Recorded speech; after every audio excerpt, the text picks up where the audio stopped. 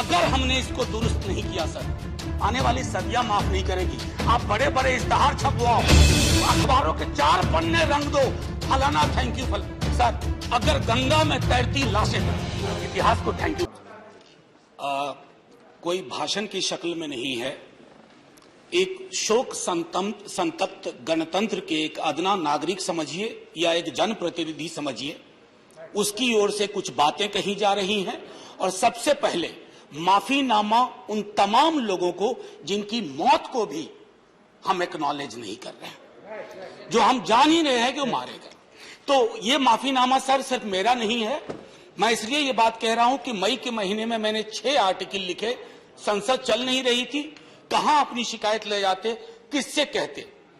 मुझे भाजपा के मित्रों ने, कई साथियों ने कॉल किया, बधाई दी, मैं उनका भी एहतराम करता हूं और कहता हूं कि ये भरोसा इस सदन का है कि हम सबको एक साझा माफीनामा उन लोगों के नाम भेजना चाहिए जिनकी लाशें गंगा में तैर रही थी। किसी ने कह दिया ये, किसी ने कह दिया वो। सर दूसरी चीज, मैंने कल सेक्रेटरी जनरल साहब से बात करने की कोशिश की, बाकी जगह भी, किसी 2 सत्र के बीच में सर 50 लोगों की ऑबिचुअरी आज तक कभी नहीं हुई संसदीय इतिहास में। राजीव सातव की उम्र थी जाने की इस दुनिया से। रघुनाथ महापात्रा जब मिलते थे गले लगाते थे, बोलते थे जय जगन्नाथ। अचानक में वो नहीं है। ये पीड़ा व्यक्तिगत है, आंकड़ा मैं नहीं कहना चाहता हूं, मेरा आंकड़ा, तुम्हारा आंकड़ा, अपनी पीड़ा में आंकड़ा ढूंढिए। एक व्यक्ति नहीं है इस देश में, इस सदन में, सदन के बाहर, उस सदन में जो ये कहे कि उसने किसी जानने वाले को ना खोया हो। सर पीड़ा कह सकता हूं। ऑक्सीजन के लिए लोग फोन करते थे, हम अरेंज नहीं कर पाते थे। लोग समझते हैं सांसद है ऑक्सीजन पिछा देगा। 100 फोन में पूरे दिन में शाम को बैठ के देखते थे, सक्सेस रेट 2, सक्सेस रेट 3। हमको कौन सा आंकड़ा कोई बताएगा साहब? हमको नहीं किसी आंकड़े की बात नहीं करनी है, हमें देखना है कि जो लोग गए वो जिंदा दस्तावेज छोड़ के गए हैं हमारे फेलियर का। मैं आपकी बात नहीं कर रहा हूं साहब, आप कहिएगा 70 साल में कुछ नहीं हुआ, मैं उसमें जाना ही नहीं चाहता। ये कलेक्टिव फेलियर है 47 से लेकर अब तक की सारी सरकारों का। क्या बना दिया हमने? मुझे पता नहीं था कि अस्पताल और ऑक्सीजन का क्या रिश्ता होता है। सर ईमानदारी से कहता हूं, मैं मेडिकल बैकग्राउंड से नहीं आता हूं। सुबह से लोगों को दिखता था ऑक्सीजन ऑक्सीजन, रेमडेसिविर। मैं तो दवाइयों के नाम तक शुरू में सर प्रोनाउंसिएशन चेक किए कि कैसे उच्चारण करूंगा। ये हालत है। और तब हम आंकड़ों की बात कर रहे हैं, तब हम ये बात कर रहे हैं थैंक यू फलाना साहब, चिलाना साहब। सर मैं यहां से निकलता हूं, बहुत बड़ा विज्ञापन लगा हुआ है, मुफ्त वैक्सीन, मुफ्त राशन, मुफ्त इलाज। सर एक मिनट, मैंने किसी नहीं, please I don't want my time. मैं किसी दल की ओर से आज नहीं बोल रहा हूं, मैं दावे के साथ कहता हूं, मैं लाखों लोगों की ओर से बोल रहा हूं जो यहां बोलना चाहते हैं। अब मेरी बात सुनिए, आज शिकायत नहीं कर रहा हूं आपसे, ये वेलफेयर स्टेट है ना। एक साबुन की टिकिया अगर कोई गरीब गांव में खरीद रहा है ना सर, तो अडानी अंबानी के बराबर का करदाता है। आप उसको कह रहे हो मुफ्त वैक्सीन, मुफ्त इलाज, मुफ्त राशन।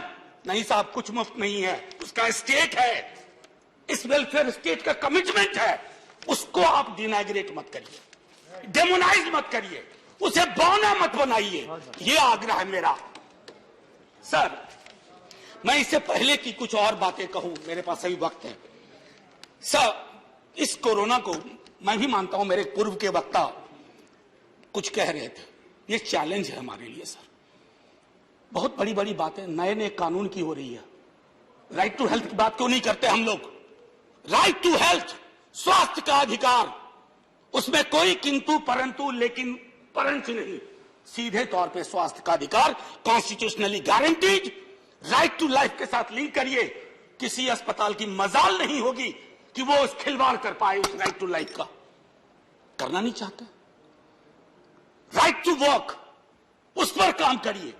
पॉपुलेशन को लेकर के बहुत बातें हो रही हैं साहब, डेमोग्राफी को, डेमोग्राफर्स को छोड़ दीजिए, बड़ा संश्लिष्ट विज्ञान है, लेकिन ये हम कर सकते हैं इस सदन और उस सदन में। Right to life, right to work पर लेजिस्लेशन लाइए, ताकि कोई आपदा आए, अभी तो हमारे लीडर ऑफ हाउस नहीं है, नए नए बने हैं, उनसे मैं कहता जब वो रेल मंत्री थे, हॉस्पिटैलिटी सेक्टर के लोगों को निकाल दिया गया। इसी कोरोना काल में मैंने लगातार आवाज उठाई, कोई सुनने वाला नहीं है सर, कोई नहीं सुन रहा।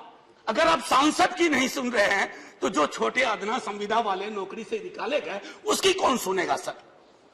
एक और अद्भुत चीज हुई इसी कोरोना के दौरान, माननीय उपसभापति महोदय, जब हाहाकार मचा हुआ था हॉस्पिटल के लिए, आईसीयू बेड्स के लिए, दवाइयों के लिए, यह हाहाकार जब मचा हुआ था, उस दौर में सर कई चीजें हुई, जिसमें से एक जो महत्वपूर्ण चीज मैं जिसका जिक्र करूंगा, उस हाहाकार में सरकारें, मैं सिर्फ केंद्र को नहीं कह रहा हूं, कई राज्य सरकारें भी नदारत थी। वो 1.5 महीना कैसे बिताया है इस मुल्क ने, हमारे सदन के कोई लोग बड़े मुश्किल से बच के आए, मैं नाम नहीं लूंगा, पूरे देश ने वो वक्त कैसे बिताया है, नाइटमेयर की तरह लगता है सर, डरावना लगता है। एक मेरा स्टूडेंट पढ़ा है, वह 37 साल का, हॉस्पिटल का बेड जब तक मैंने अरेंज किया वो दुनिया छोड़ के जा चुका था। मैं इसलिए बार बार इसको किए, इसलिए ये कह रहा हूं कि इसमें व्यक्तिगत पीड़ा को ढूंढिए, तब हम इसका निदान ढूंढ पाएंगे। मेरी नाव तुम्हारी नाव, मेरा काल तुम्हारा काल, ये तो बहुत कुछ हुआ, इस भौकाल से आपको कुछ हासिल नहीं होगा। सर बस 1 मिनट और लूंगा, जो मैं कहना चाह रहा था। सर एक खत मैंने मृतात्माओं के नाम लिखा था, कुछ कर नहीं पा रहा था, बेबसी में एक खत लिखा, जो लोग इस दुनिया से चले गए, उसमें कुछ मैंने सलाह दी थी सर सरकार से। और ये जो उस बीच में कहा गया कि सरकारें फेल नहीं की, सिस्टम फेल कर गया। अरे साहब, ये सिस्टम कौन क्या है? बचपन से सुनते थे कि सिस्टम के पीछे व्यक्ति होता है, सिस्टम के पीछे एक संरचना होती है। अगर वो सिस्टम फेल किया है, चाहे दिल्ली में या किसी गांव की गलियों में, तो वहां की सरकारें फेल गई। सिस्टम का नाम इसे मत दीजिए, क्योंकि यही वो सिस्टम बनाते हैं। धन्यवाद। और आप बस आखिरी टिप्पणी करने दीजिए। प्रोफेसर धन्यवाद, आपको ज्यादा टाइम दे चुका हूं मैंने। सर बस 10 सेकंड लूंगा। आज जय हिंद बोलने में भी वो खुलूस नहीं आ रहा है जो आम दिनों में हुआ करता है। मैं सिर्फ इतना आपसे आपके माध्यम से कहना चाहता हूं, मैंने एक शिकायत नहीं की सर, किसी से नहीं। किससे शिकायत करेंगे? आहत हूं, जगाना चाहता हूं स्वयं को भी, आपको भी, क्योंकि अगर गंगा में तैरती लाशें, सर जिंदगी में डिग्निटी चाहिए, मौत में उससे बड़ी डिग्निटी चाहिए।